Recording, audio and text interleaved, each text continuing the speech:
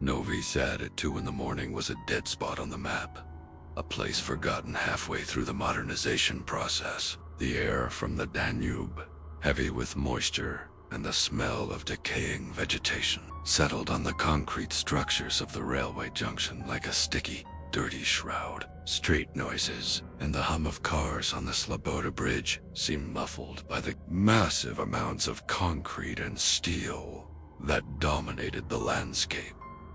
The watchman adjusted his navy blue, worn-out uniform, its fabric roughened by decades of washing in cheap detergents, and leaned against the counter in the duty room. This room was a small, glass-enclosed kiosk suspended over a gigantic track system, resembling an aquarium drifting in a sea of black gravel. Inside, time was measured not in minutes, but by the number of smoked cigarettes and the rhythm of coffee cooling in a tin mug.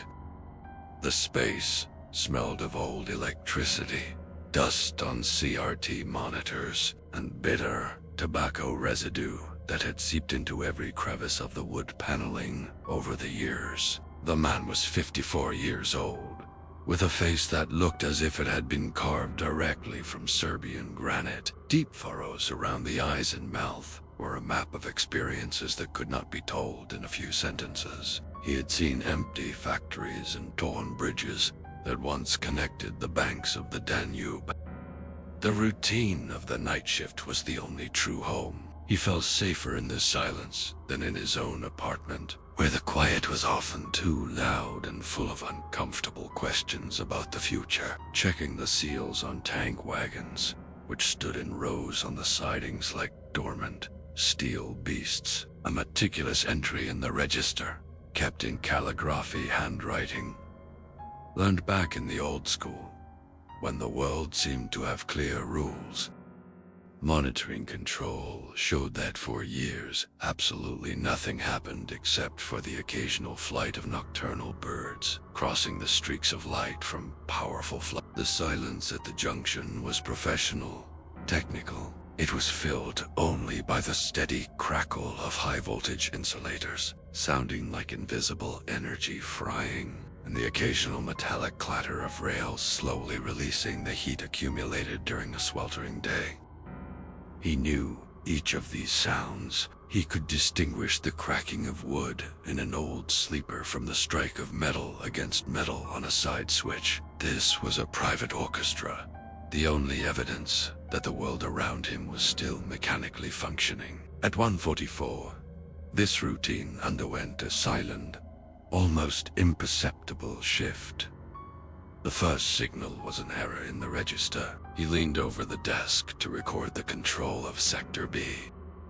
The pen held in his gnarled hand left a clear, wet ink trail on the paper. He watched as the dark liquid slowly soaked into the porous structure of the page, leaving a permanent mark of his presence. However, after a second, the paper became perfectly blank.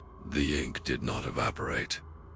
It simply ceased to be there, as if reality had deemed this record none. He tried again, pressing the nib so hard that its sharp tip almost tore the paper fibers. Nothing. A blank, white column stared at him with the same indifference as a concrete wall stares at a condemned man. He felt the hairs on his neck stand up under the influence of a sudden electrostatic discharge, which made the air in the cabin dry and electrified. He looked up at the monitors. The image from camera 4 flickered, covered with a grid of digital interference, and the platform clock in the corner of the frame showed 3 in the morning. He looked at his mechanical watch, a reliable construction that had never failed him. The hands stubbornly claimed it was only 1:46. This dissonance between the two clocks was like a crack in the very foundation of the night, through which something alien began to pour in. Presence. Then he smelled metal. It was not sterile. Surgical steel. It was rust, grease, and old abandoned cast iron that had been rotting under the influence of the Danube. The smell was initially diluted, interrupted by gusts of wind breaking through the leaky window frames as if something foreign was just testing the structure of the air around the booth. He felt this taste at the base of his tongue, a bitter, metallic taste of copper that immediately caused a sharp spasm in his throat. He stood up abruptly to check the cables at the back of the control cabinet, clinging to the thought that it was just a wiring failure. However, as soon as his fingers approached the accent handle, the smell of metal thickened so much that he began to choke. The air became thick as tar, filled with invisible filings that hurt the respiratory tract with every breath. He withdrew his hand, almost jumping away from the door. At that moment, he felt something else, a strange sensation, as if his hand, which had just been grasping the handle, had lost its weight, becoming only a shadow of itself. The smell immediately subsided, retreating to the level of a barely perceptible note of old rust. He took an uncertain step toward the window to look at the tracks. The metal returned with fury, hitting his sinuses like a physical blow. He sat back on the creaking chair, almost merging into the backrest, and the smell almost completely disappeared. He had the impression that every movement made something very old pay attention to him. He did not try to analyze this feeling with logic, which here, in this booth suspended between hours, seemed completely useless. His railwayman's instinct told him that he was in a spot where he should not be visible. Every shift of body weight, every unthoughtful gesture was like throwing a stone into a smooth surface of black water. Something under that surface was beginning to react to the energy waves emitted by his living body.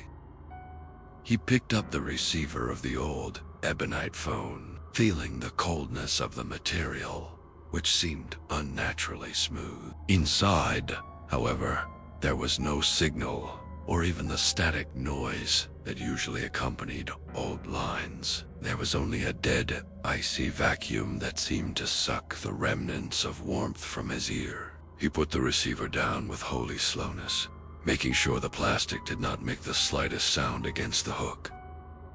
He knew now that he could not run. He felt that whatever was lurking in the darkness between the rows of rusting freight cars did not need sight to track him. It reacted to tremors, to the change in heart rhythm, to the very fact that he was still an element of this world.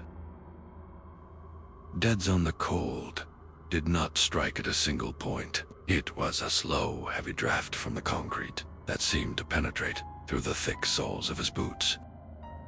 The chill climbed upward, freezing the marrow in his bones. He sat motionless, trying to slow his breathing to an absolute minimum, almost stopping the action of his lungs. The air he exhaled became increasingly white in the pale light of the fluorescent lamp, creating a thick cloud of steam around his face. A sudden cramp in his chest, short and sharp like a steel needle driven straight into the heart muscle, forced him to stiffen completely.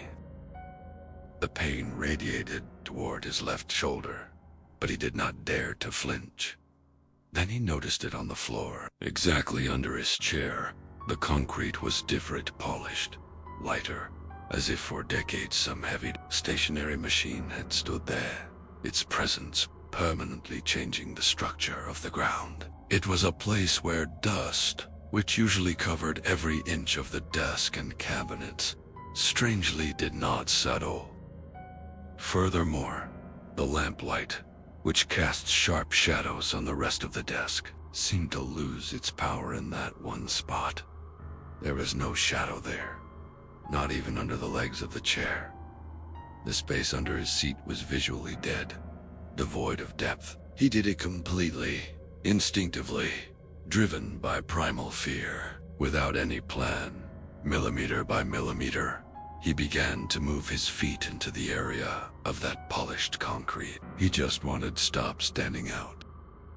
He wanted to become part of this dead railway infrastructure, to disappear into the background, to become as insignificant as a rusty bolt in a railway sleeper that no one has asked about for years. As soon as his heavy boots were inside the lighter patch, The smell of rust disappeared as suddenly as if someone had closed a tight lead door. The cold that had previously bitten into his thighs retreated a few steps, stopping at the boundary marked by the concrete.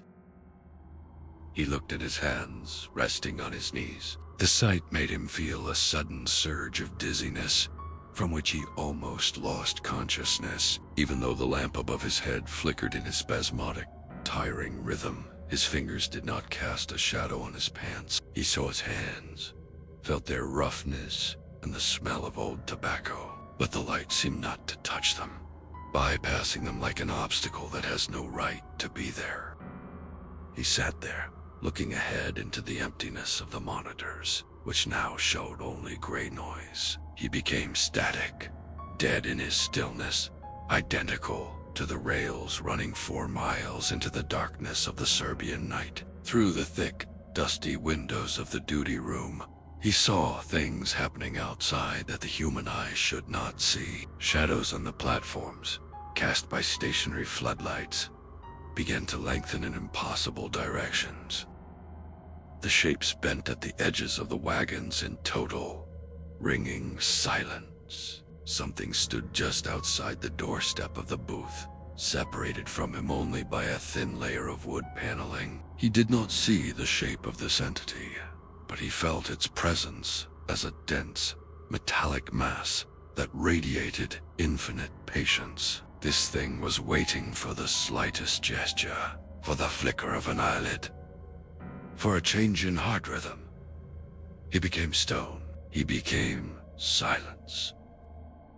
Dawn came suddenly, as a violent, almost painful hit of cold, blue light that tore the darkness over the Danube and illuminated the rusting skeletons of the wagons. The monitors in the duty room came to life with a loud static hiss, displaying familiar images of empty tracks and sidings. The radio, which had been silent all night, suddenly began broadcasting morning news about the border situation and grain prices.